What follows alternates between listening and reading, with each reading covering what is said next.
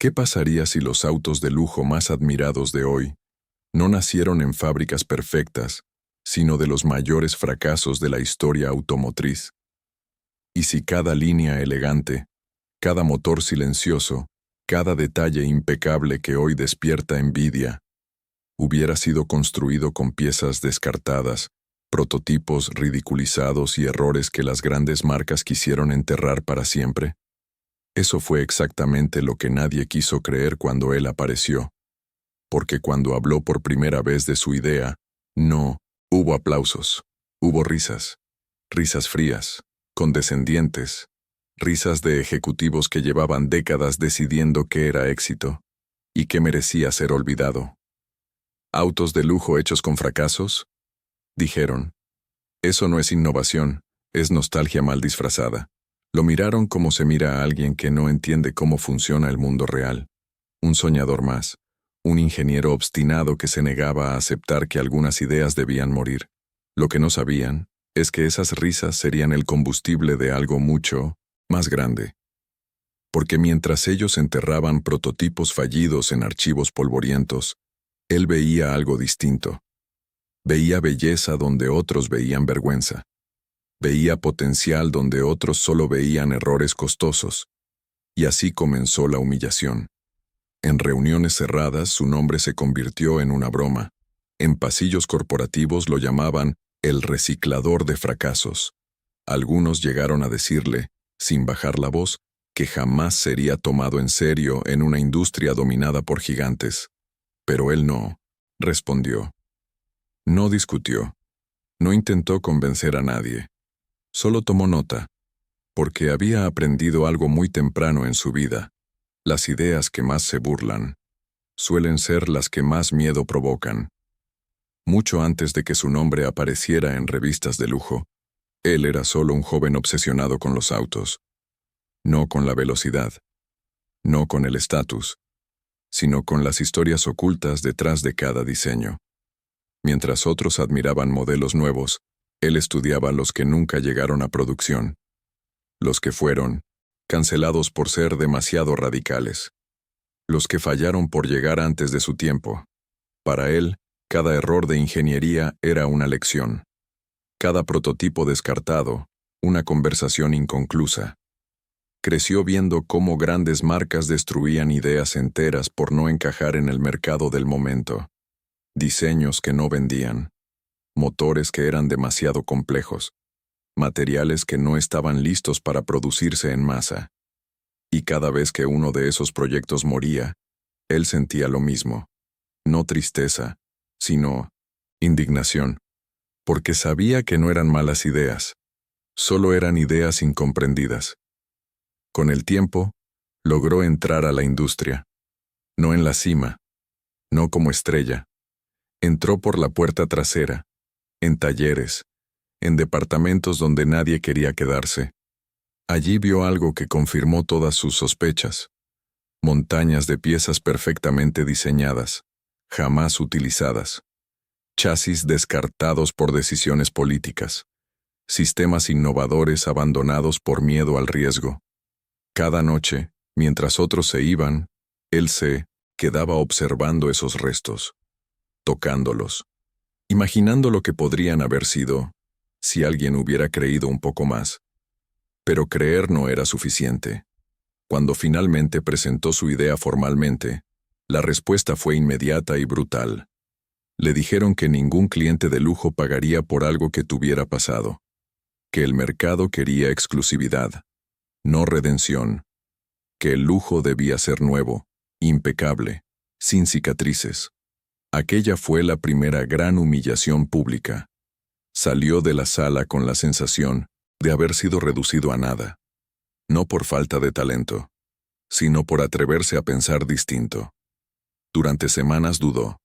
Se preguntó si todos tenían razón, si estaba persiguiendo una ilusión romántica en un mundo gobernado por números. Pero entonces recordó algo esencial. Las mayores innovaciones de la historia siempre parecieron errores, antes de cambiarlo todo. Así que tomó una decisión que marcaría su destino. Si nadie quería esos prototipos, él los rescataría. Si nadie veía valor en esos diseños, él lo revelaría. Y si la industria no lo apoyaba, lo haría solo. Vendió casi todo lo que tenía, pidió favores, recorrió depósitos olvidados, subastas internas, fábricas cerradas. Cada pieza tenía una historia. Cada diseño rechazado llevaba una herida. Y él no las ocultó. Las convirtió en identidad. Al principio los resultados eran imperfectos. Los primeros vehículos no impresionaron a nadie fuera de su pequeño círculo. Eran demasiado distintos, demasiado honestos. Las críticas regresaron. Más fuertes, más crueles. Nunca competirás con los grandes. Tu marca no tiene pedigrí. Esto es un capricho, no un imperio. Ese fue su fondo del pozo. Una noche, solo en su taller, rodeado de autos incompletos y facturas impagas, se permitió pensar en rendirse. Por primera vez, el silencio pesó más que la convicción. Pero entonces, encendió uno de los motores, un motor que había sido descartado por ser demasiado adelantado. El sonido era distinto, más limpio, más preciso. Y en ese instante lo entendió. No estaba construyendo autos. Estaba construyendo una nueva definición de lujo. Un lujo que no nacía del desperdicio, sino del respeto, del detalle, de la redención. A partir de ahí, todo cambió. Perfeccionó cada proceso, refinó cada diseño, no ocultó el origen de las piezas. Lo celebró. Cuando lanzó su primer modelo oficial, no prometió perfección, prometió historia, y el mercado escuchó.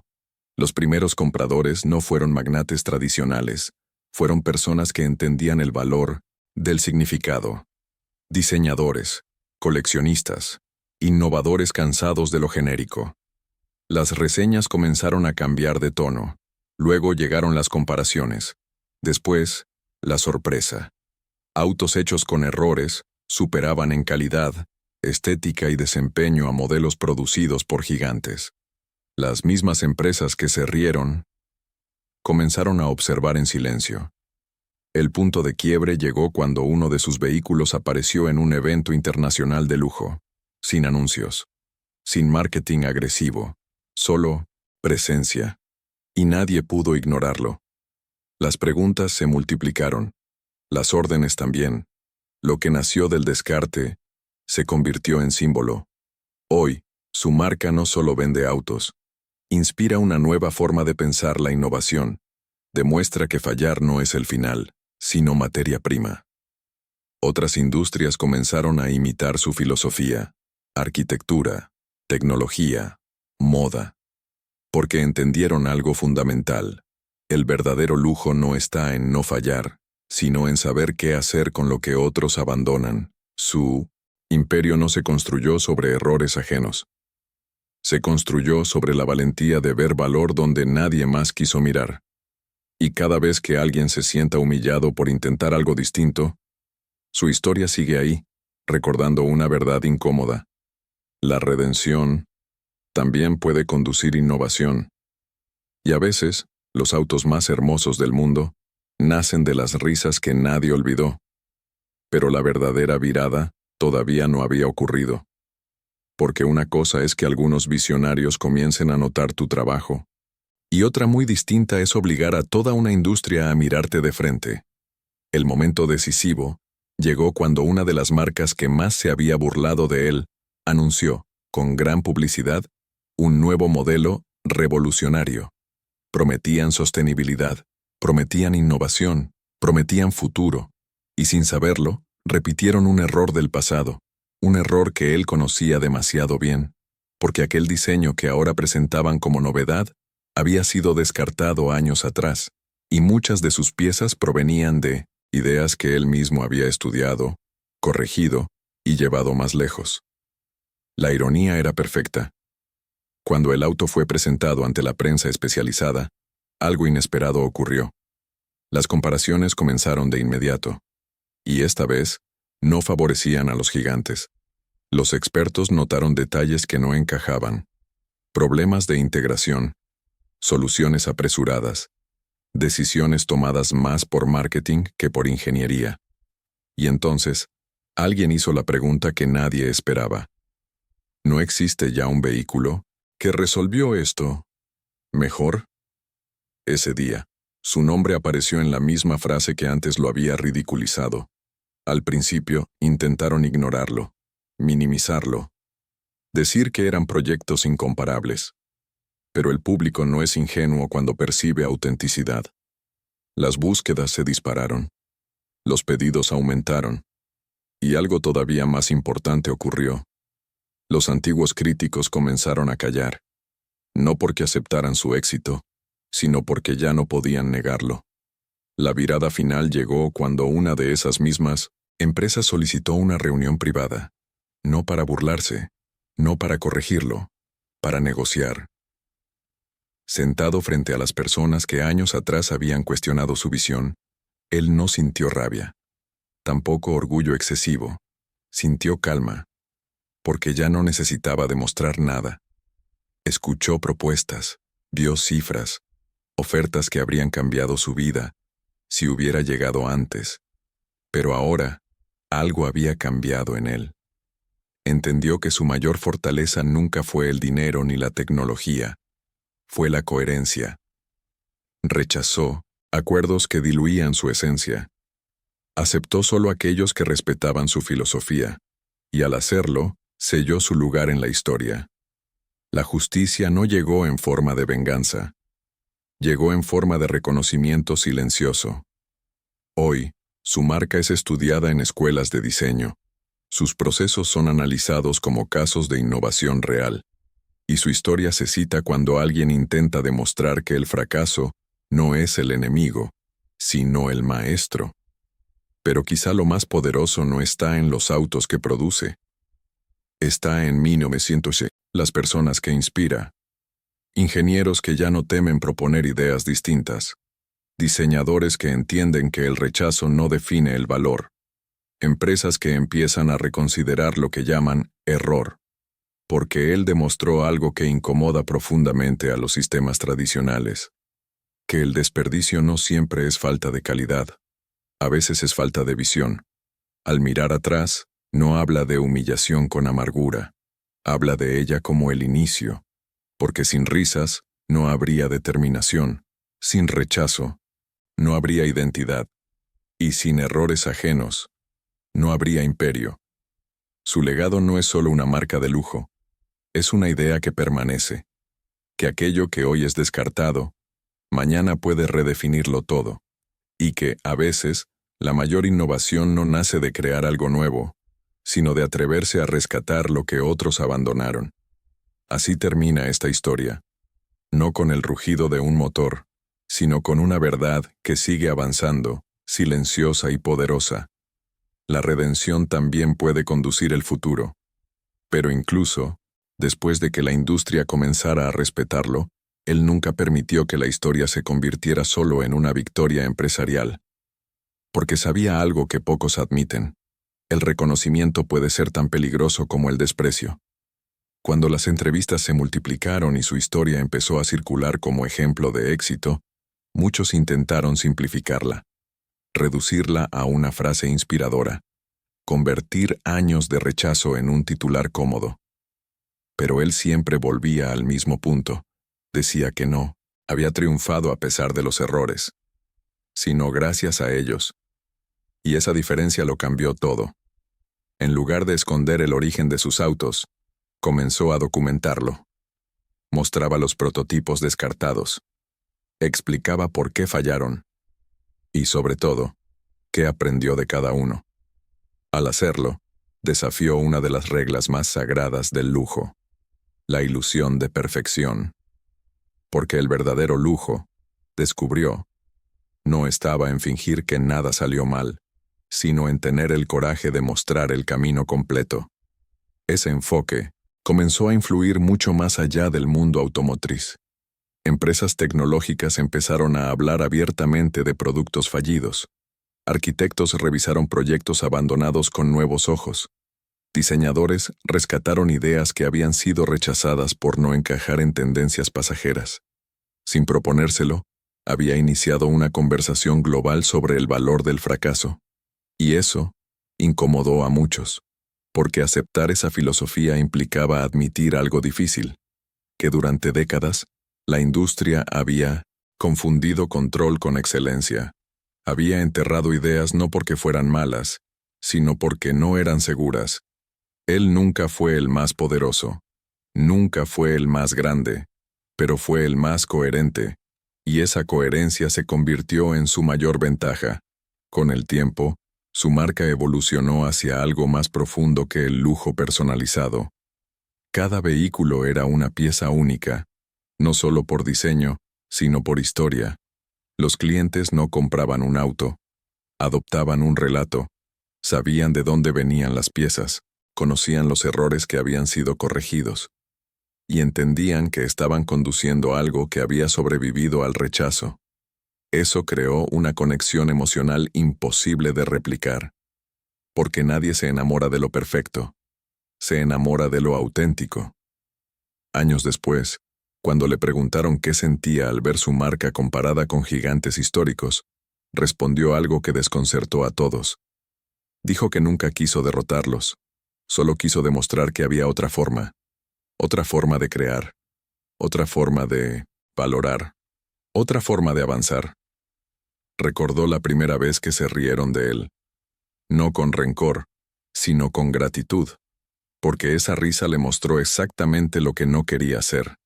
Hoy, cuando jóvenes ingenieros visitan sus instalaciones, él no les habla de éxito, les habla de errores, les muestra prototipos rotos, decisiones equivocadas, momentos en los que estuvo a punto de rendirse, y les dice algo que siempre deja la sala en silencio, que el mayor desperdicio no es un diseño fallido, sino una idea abandonada por miedo. Ese es el verdadero legado que dejó. No un imperio construido desde la venganza, sino desde la convicción. No una marca nacida del orgullo, sino de la paciencia. Porque al final, su historia no trata solo de autos de lujo. Trata de cómo el mundo decide qué merece ser salvado, y qué se descarta sin intentarlo de nuevo. Y cada vez que alguien escucha su nombre, ya no recuerda las risas. Recuerda el resultado. Recuerda que aquello que fue llamado fracaso terminó redefiniendo el futuro. Y así, sin necesidad de gritarlo, su historia sigue avanzando, como sus autos. Silenciosa, elegante, imparable, demostrando que, a veces, los errores más grandes son simplemente ideas esperando a ser redimidas. Y aún así, incluso con todo lo que había logrado, él nunca permitió que su historia se cerrara como un final feliz convencional, porque sabía que el verdadero impacto no está en lo que se construye, sino en lo que se deja abierto para otros. Con el paso de los años, comenzaron a llegarle cartas, mensajes de personas que jamás había conocido, ingenieros despedidos por pensar demasiado diferente, diseñadores cuyos proyectos fueron archivados sin explicación, emprendedores a quienes les dijeron que su idea no tenía lugar en el mercado. Todos decían lo mismo, con palabras distintas, que su historia les había devuelto algo que creían perdido, la confianza. Él las leía con atención, pero nunca respondió con discursos grandilocuentes. Respondía con una sola idea, repetida una y otra vez, que el fracaso no necesita ser corregido inmediatamente. A veces solo necesita tiempo, porque hay ideas que no fracasan, simplemente llegan demasiado pronto. Esa forma de pensar transformó también la manera en que su empresa crecía. No buscó expansión acelerada, no persiguió volumen, prefirió profundidad. Cada nuevo proyecto pasaba por el mismo filtro que él aplicó desde el inicio. ¿Esto respeta la historia de lo que fue descartado? ¿Aprende realmente del error? ¿O solo intenta maquillarlo? Esa disciplina le costó oportunidades, algunas muy lucrativas, pero también le ahorró algo invaluable: perder su identidad. Mientras otras marcas se diluían intentando agradar a todos, la suya se volvía cada vez más clara, más definida, más honesta. Y esa honestidad se volvió su sello más poderoso. Con el tiempo, los mismos críticos que antes se burlaron comenzaron a citarlo, a usar su caso como ejemplo en conferencias, a hablar de innovación desde el error, como si siempre lo hubieran creído. Él nunca los corrigió. Entendió que no era necesario, porque la verdadera justicia no siempre exige una disculpa pública. A veces basta con ver cómo la narrativa cambia, sin que tengas que forzarla. Cuando le preguntaron cuál había sido el momento más importante de su trayectoria, muchos esperaban que mencionara un premio, una venta récord o un reconocimiento internacional. Pero no. Dijo que el momento más importante fue aquel día en que, solo en su taller, rodeado de prototipos fallidos, decidió no avergonzarse de lo que otros habían rechazado. Ese fue el día en que dejó de intentar encajar y comenzó a construir algo propio. Por eso, cuando hoy alguien se sube a uno de sus autos, no solo experimenta lujo, experimenta coherencia, cada sonido, cada material, cada decisión. Todo responde a la misma filosofía. Nada aquí existe por accidente, y eso se siente. Se siente en la forma en que el vehículo responde, en la calma que transmite, en la certeza de que no fue creado para impresionar a todos, sino para significar algo. Ese es el tipo de éxito que no se puede copiar, porque no nace de una estrategia, nace de una convicción profunda. Al final, su historia no es la de un hombre que construyó un imperio a partir de errores ajenos. Es la de alguien que se negó a aceptar que el valor lo deciden las risas. Es la prueba de que incluso en los sistemas más rígidos, hay espacio para redefinir lo que importa. Y quizá por eso, cuando alguien escucha por primera vez su historia, no piensa en autos. Piensa en su propia vida, en aquello que fue descartado, en las veces que se rieron, en las ideas que guardó por miedo. Y entiende algo esencial, que tal vez, justo ahí, en lo que parecía un fracaso, está esperando el comienzo de algo extraordinario. Porque la redención no siempre llega con aplausos. A veces llega en silencio, pero cuando llega, cambia el rumbo de todo. Y esa es la razón por la que esta historia sigue inspirando. No porque termine, sino porque continúa. En cada persona que decide no abandonar aquello que otros no supieron ver. Con el tiempo, él entendió algo que jamás había planeado. Su historia ya no le pertenecía solo a él. Había pasado a formar parte de un lenguaje común, una referencia silenciosa para quienes dudaban, un espejo incómodo para quienes descartaban sin comprender. Nunca buscó convertirse en símbolo, pero lo fue, porque cada vez que alguien escuchaba su recorrido completo, ocurría lo mismo.